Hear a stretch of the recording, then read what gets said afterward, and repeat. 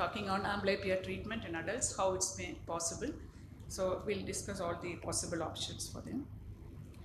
So I have no financial disclosures. And when we think of treating adult amblyopes, the main thing we have to talk about is the neuroplasticity, because it underpins the basis for all therapies and perceptual learning or rehab or whatever in adult amblyopes. So what is neuroplasticity? It's our brain's ability to change and adapt. There is a structural plasticity where our experiences or memories can change a brain's physical structure.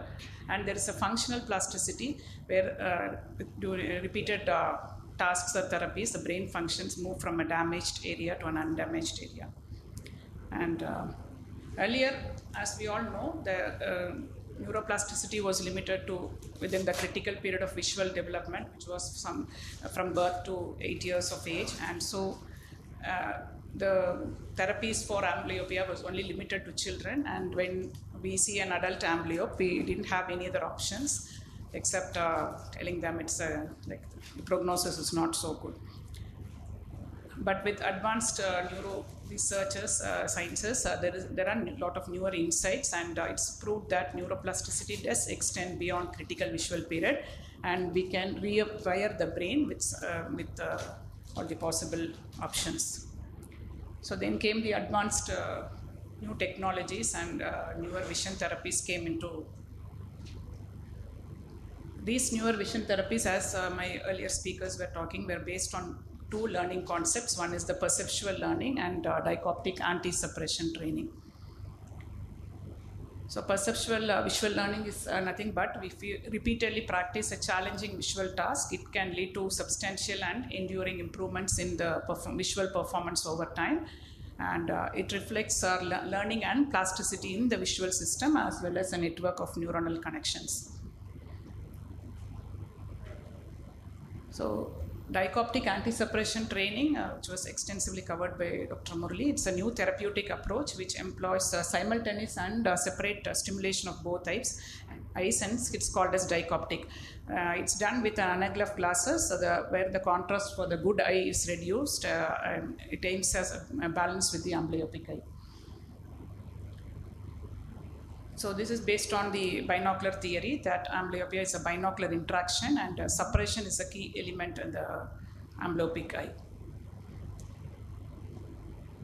So before going to all these therapies, a comprehensive eye evaluation is something which has to be done.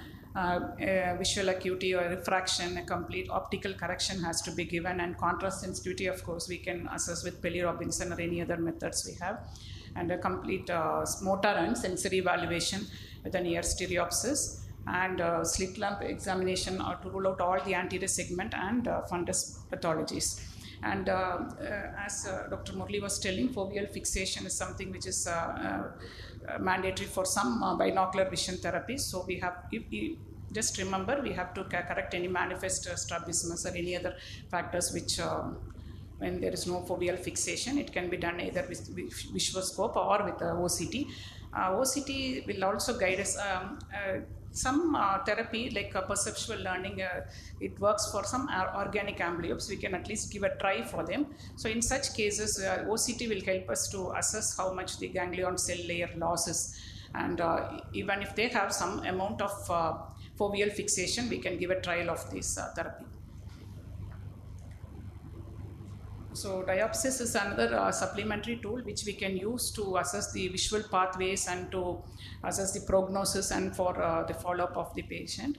And this amblyopia identification protocol, as per the ERG and VEPs, there should be a 9 millisecond difference in latency in at least 2 spatial frequencies between the eyes. There are 5 spatial frequencies done here with different target size and with contrast, and there should be 9 millisecond difference, or there should be a 25% reduction or a 60% reduction in amplitude if it is a severe amblyope, to grade them as an amblyope.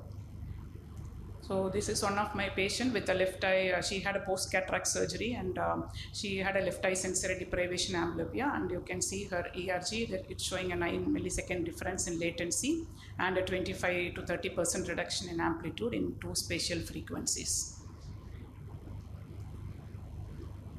So coming to the software options, Revital Vision is the only software now available based on the perceptual learning program. As Dr. Murali was telling, it is based on the Gabor patches.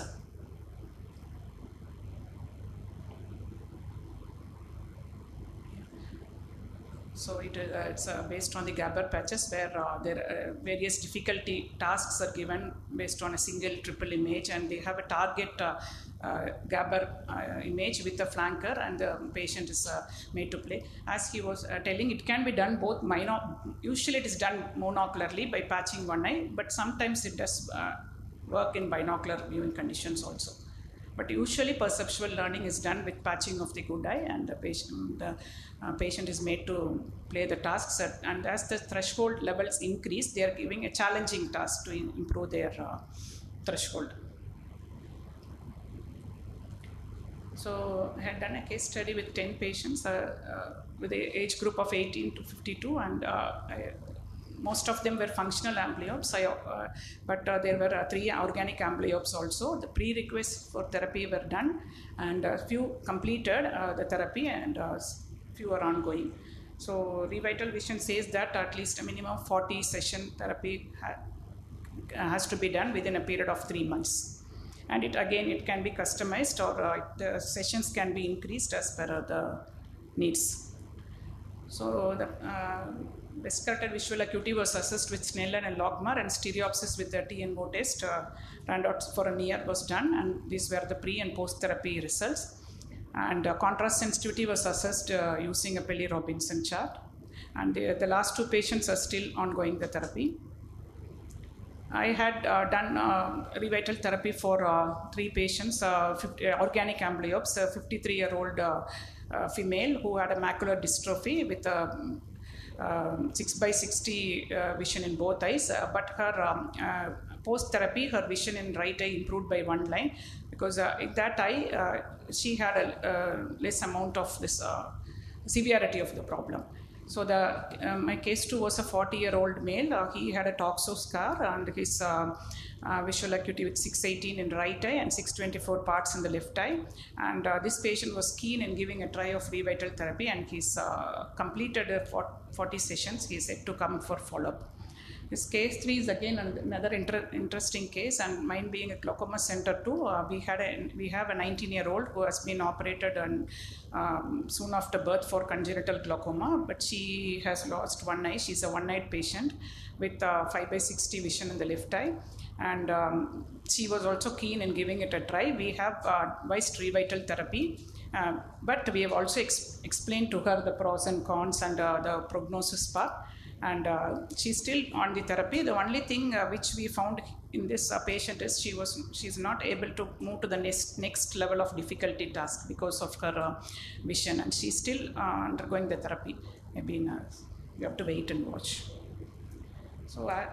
So in our study, it showed a 1.5 lines improvement on the eye chart in functional amblyopes, but 1 patient who had a sensory deprivation amblyopia, she didn't have much of improvement, and we've stopped the therapy.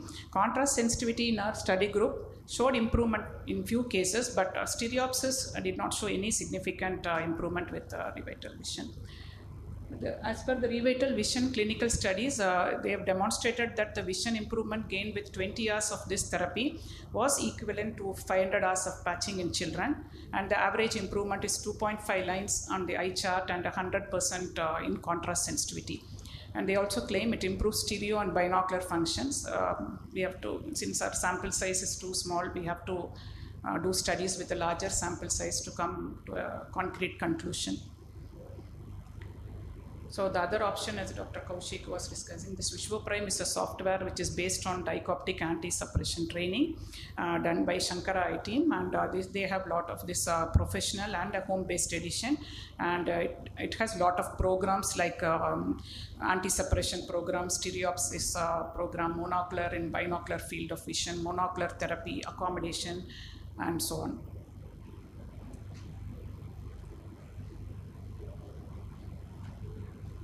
So this is one of my staff. She's a 48-year-old female. She's an aniso hyperopic amblyopia in right eye, and she's ongoing this ViswaPrime therapy, and she is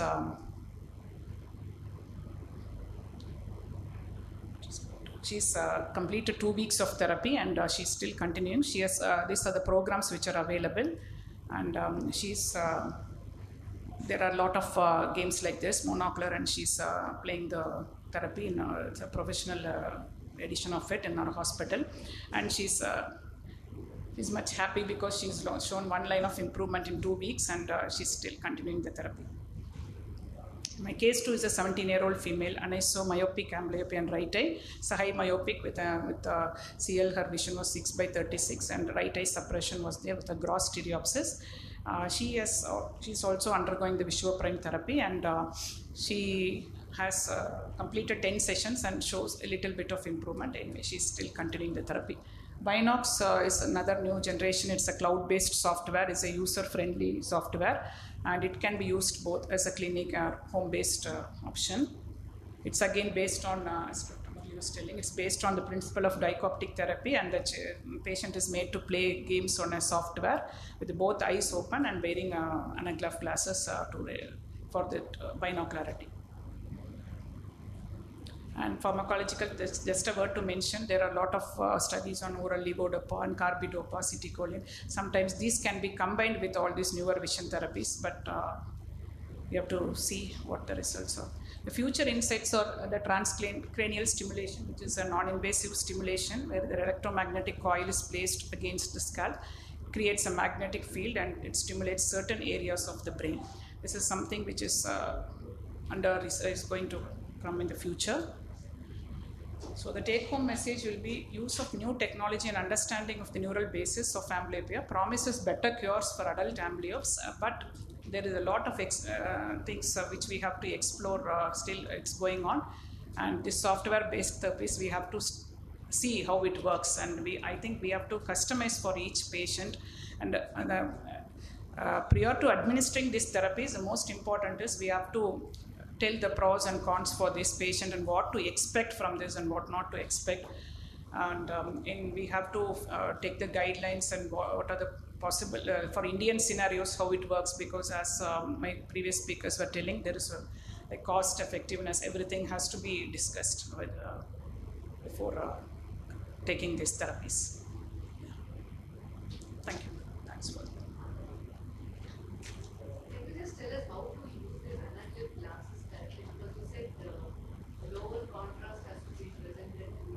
Yeah, but Dr. Murali has already shown that anaglyph glass is nothing but it's the red and blue glasses. So it's just you have to put it over your glasses. If you have glasses, you have to wear it on the glass. Or always red on one side, green. Yeah, no, red is for amblyopic eye. It increases the contrast. It's like for depends on.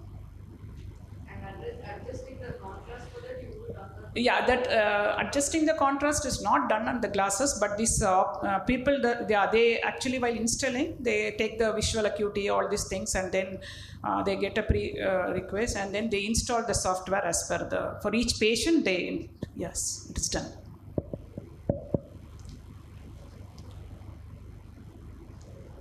Yeah. So my next co-speaker is Dr. Sandra. I think she's yet to come. So she's another session. She'll be talking more on Binox if we can wait for her. I think she's another session. So any other questions for anything for Dr. Murali or myself? Does patching work in your eyes? Patching?